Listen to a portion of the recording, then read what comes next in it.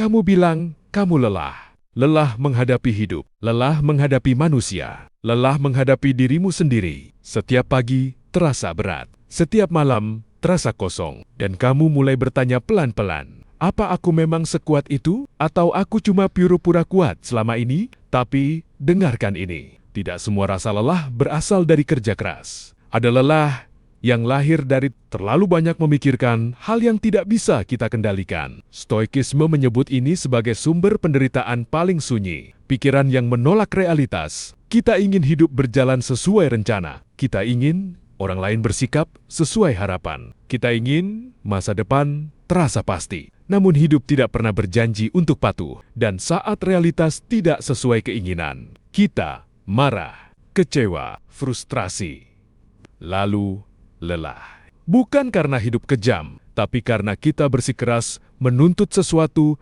yang tak pernah kita miliki. Kontrol penuh. Bayangkan, ini berapa banyak energimu habis hari ini untuk hal yang sebenarnya di luar kuasamu, pendapat orang, kesalahan masa lalu, ketidakpastian masa depan, hal-hal yang belum tentu terjadi. Kita menderita lebih banyak dalam imajinasi daripada dalam kenyataan. Kita menciptakan badai di kepala sendiri, lalu mengeluh karena merasa kehujanan. Stoikisme tidak datang untuk menenangkanmu dengan kata-kata manis. Ia datang membawa kebenaran yang keras. Hidup memang tidak adil. Manusia memang mengecewakan. Rencana memang bisa runtuh. Dan anehnya, saat kamu benar-benar menerima itu, bebanmu justru mulai ringan. Karena penderitaan terbesar bukan rasa sakitnya, melainkan perlawananmu terhadap rasa sakit itu. Kita lelah bukan karena masalah, tapi karena terus berkata, ini seharusnya tidak terjadi. Padahal, hidup tak pernah peduli pada seharusnya. Stoik berkata,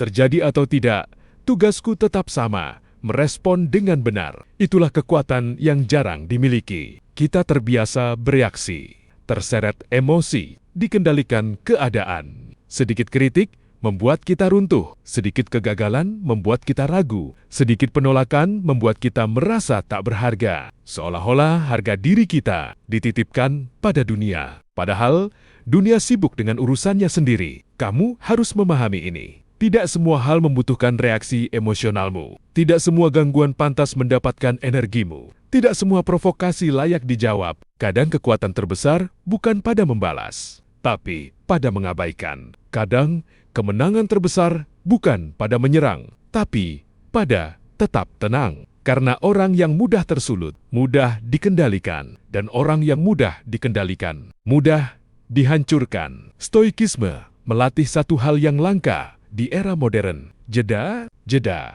sebelum marah. Jeda sebelum panik. Jeda sebelum mengambil keputusan. Karena di antara stimulus dan respon ada ruang, dan di ruang itulah kebebasanmu tinggal. Sekarang tanyakan pada dirimu sendiri, berapa kali kamu menghancurkan harimu sendiri hanya karena satu kejadian kecil, satu komentar, satu pesan yang tidak dibalas, satu kesalahan sepele. Kita sering memberikan kekuatan besar pada hal-hal kecil, lalu heran mengapa hidup terasa berat. Stoikisme mengingatkan, jika kamu ingin kuat, jangan latih dirimu untuk selalu nyaman. Latih dirimu untuk tahan. Tahan terhadap ketidakpastian, tahan terhadap kritik, tahan terhadap rasa tidak enak, karena hidup tidak akan menyesuaikan diri denganmu. Kamulah yang harus menyesuaikan diri dengan hidup. Dan itu bukan kelemahan, itu kedewasaan. Kamu tidak harus selalu merasa termotivasi. Motivasi itu rapuh, ia datang dan pergi sesuka hati. Jika hidupmu bergantung pada motivasi, kamu akan sering berhenti. Stoikisme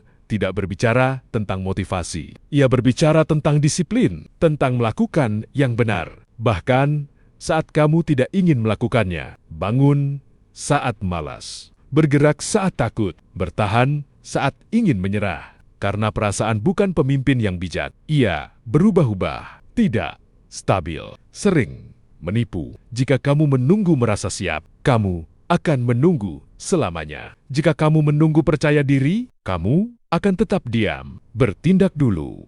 Keyakinan akan menyusul. Langkah kecilmu hari ini lebih berharga daripada rencana besar yang tak pernah dimulai. Dan satu hal lagi, kamu tidak harus menyelesaikan seluruh hidupmu hari ini. Tenanglah, hidup bukan lomba cepat, ia maraton panjang. Kamu boleh lambat, boleh istirahat, boleh tersandung, asal jangan berhenti sepenuhnya. Karena berhenti bukan sekadar jeda. Kadang itu awal dari menyerah diam-diam. Jika hari ini terasa berat, jangan pikirkan seminggu ke depan. Jangan pikirkan setahun ke depan. Tanyakan saja, apa satu hal kecil yang masih bisa kulakukan hari ini? Stoikisme bukan tentang menjadi manusia tanpa emosi. Ia tentang tidak diperbudak oleh emosi. Bukan tentang tidak merasakan takut, tapi tidak tunduk pada takut. Bukan tentang tidak merasakan sakit, tapi tidak hancur oleh sakit. Karena hidup tidak meminta kamu menjadi tak terkalahkan. Hidup hanya meminta kamu untuk tetap